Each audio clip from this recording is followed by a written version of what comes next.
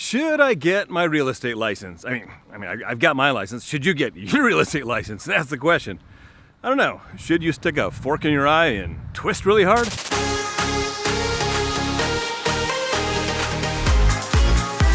About 5 years ago, my wife Leela was watching all these flipping shows and these real estate shows, and we started thinking, hey, maybe we should flip houses. And to do that, maybe we should get our real estate license.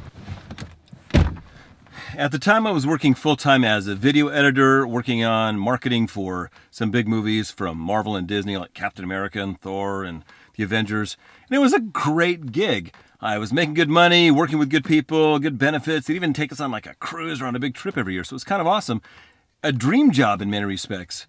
But I wasn't completely fulfilled. While working in that industry, I really had no control over my schedule, over my future, over my earning potential.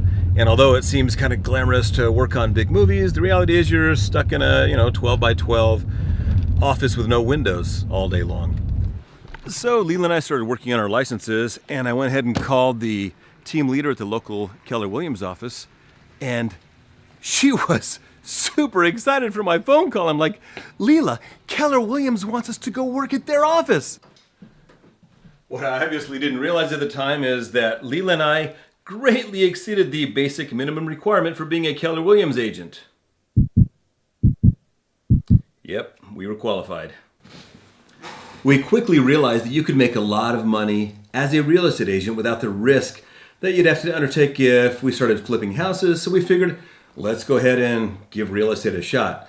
Leela started working full-time as an agent, and I started working part-time and kept my day job as an editor. I quickly realized that I wanted to join Leela full-time in real estate, and about a year and a half ago, I did. So the question is, why would you leave that killer job in the entertainment industry to be a salesman? I mean, people often think of us, this is one of the negatives, not always in the most positive light. They think of lawyers, car salesmen, and real estate agents. And you hear oh, everybody's a real estate agent. And it seems sometimes that everybody at one time was. But here's the reality about real estate. Approximately 87% of real estate agents are out of the business in 3 years. And I used to think that was just because most of them didn't work hard enough and didn't do what they had to do to create an income that would sustain their lives. And that is very true for a large percentage of real estates that do leave the business. However, another side that nobody really seems to talk about is that real estate is really, really stressful at times.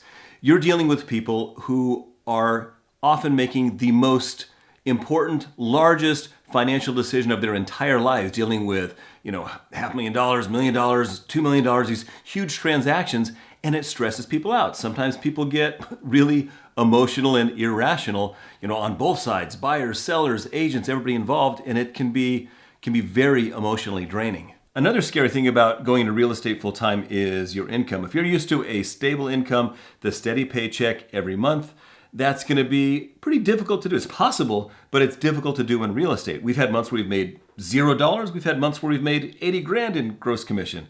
So the upside potential is amazing, but the roller coaster can be pretty dang stressful. Let's talk about the money for a second. That's what everyone wants to know. One thing I love about real estate is it is one of the few businesses you can get into with a very low barrier to entry, where you can make hundreds of thousands of dollars within a year or two. You can be making more than lawyers and doctors without having $200,000 in medical school debt.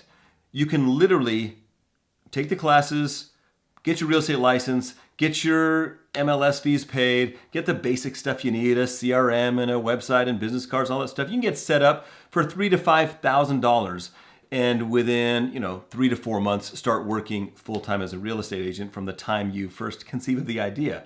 That's possible to do. So the barrier to entry is really low, which means a lot of people try it out because the upside looks so great. I mean, they see people on $1 million listing that are making, 100, 200 grand on one sale. And I mean, that's possible, that kind of stuff happens, but it's really hard to get there. And very few people actually end up in that position. Like I said earlier, something like 87% of agents are out of the business in 3 years because it is so difficult to do. We've been fortunate. Leela's first 12 months in the business with me helping her, part-time and her going full-time, she made like 100 grand, and now we're doing several times that. each year now that I've joined her full time. So the potential is there. And that's what lures people into doing real estate full time. How much does the average real estate agent make? I believe nationwide it's like $35,000 or $40,000 a year gross before expenses, and your expenses could be a big chunk of that. So the average real estate agent barely makes a living wage. A real estate agent that crushes it is in the top, 2 or 3% of earners in the entire country. So it's all contingent on you and how hard you're willing to work.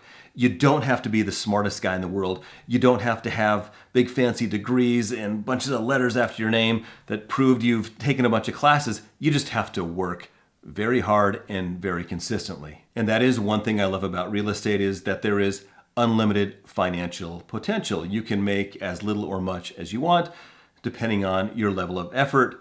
The other thing that's pretty cool is it really doesn't matter what your personality type is. There are people that are extreme introverts that slay it in real estate, and there are extreme extroverts and everything in between. So no matter what your personality type is, you can be successful in real estate. The one thing that you do have to have, no matter what your personality type is, self-discipline and the ability to be very, very consistent. Real estate rewards people who work consistently. One of the things that you need to be doing every single day, one way or another, is prospecting. You need to get in front of people. You got to talk to people, whether that's on the phone, in person, on social media. For me, as you guys know, I love doing stuff on video, and that's working for me because I do it consistently. If you can be consistent and you have a strong work ethic, you can slay it in real estate. But you want to make sure that you like it. I mean, there are some aspects of real estate that aren't fun. There's lots of paperwork, lots of laws, lots of stuff you need to know, lots of potential liability. And like I've said before, it can be super stressful. But if you can be disciplined and power through the things that are less fun, then you can really kill it in this business. Another reason people get into real estate is because of the potential freedom. You have total control of your schedule. And you do. You join a brokerage like Keller Williams or Century 21 or Remax, whatever, and you hang up your license there, and then you are 100% on your own. Nobody is going to hold you accountable to anything. You can go to the office, you can not go to the office, you can work out of your house, you can just not work at all, and there's nobody that's going to tell you to get your stuff together and start working harder. It's 100% on you. So if you want to go spend every day at the beach for 10 hours, you can do that, but you're not going to last very long. That freedom of schedule comes with pros and cons. In our case, when our kids are in town or something important is happening with one of our kids in another state, we can just take a day or two or weekend off and go see them. Don't have to ask anybody.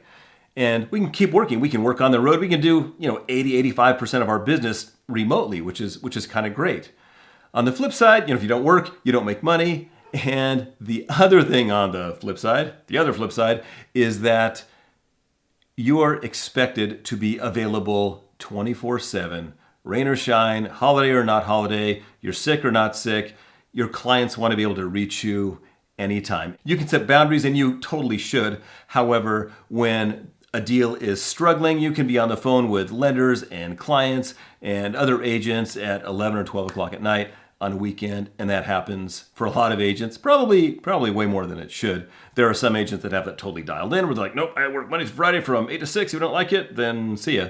But that's really, really hard to do. So the schedule is one thing that's awesome about being a real estate agent, but it also has some caveats because you're really never totally off the clock.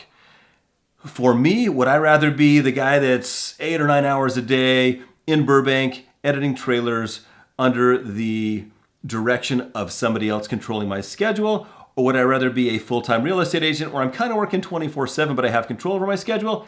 I choose being a real estate agent. I like the freedom. I like the control. My wife and I are disciplined enough to keep our business cranking and moving along and growing pretty well. So we kind of love it. But everybody is not designed the same way. If you are somebody that really needs consistency and structure and you don't have the discipline to create that for yourself, you're not going to like this business. Most of you have probably heard of the Pareto principle, the 80-20 rule, where 20% of the people are doing the lion's share of the work and 80% are barely surviving. That's very true in the real estate industry. Should you get your real estate license and become a full-time real estate agent?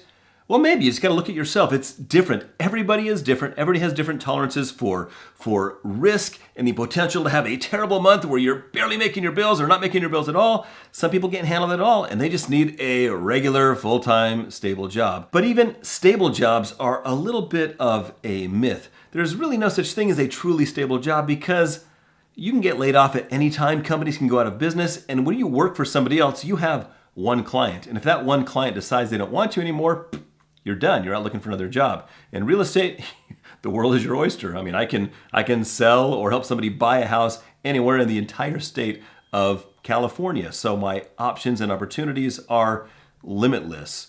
Leland and I love being real estate agents. We love helping people. We love working with people. We're both pretty extroverted, so that kind of helps. I like doing this video stuff. Both of us hate making cold calls. Neither one of us do that, but we found something that works for us. You got to figure out if you can find a way to make this work for you. The potential is incredible. The opportunities are unlimited. It's a pretty fun and very rewarding business to be in if you can handle the ups and downs and the stress of being an agent. If there's some questions that I haven't answered in this video, go ahead and post in the comments below. I'd be glad to answer them. If you'd perhaps like to see a day in the life video, like what's an average day for a real estate agent look like, go ahead and post that in the comments below and maybe I can make that video for you. Every day is a little bit different, which is another great thing about being an agent. If you're a real estate agent already, I'd love to hear how it's going for you and if you're finding it to be a fulfilling career. If you want to learn more about how Leland and I do our business using video, go ahead and subscribe to this channel. There's a link right down there. I can't wait to see the stories you have to tell.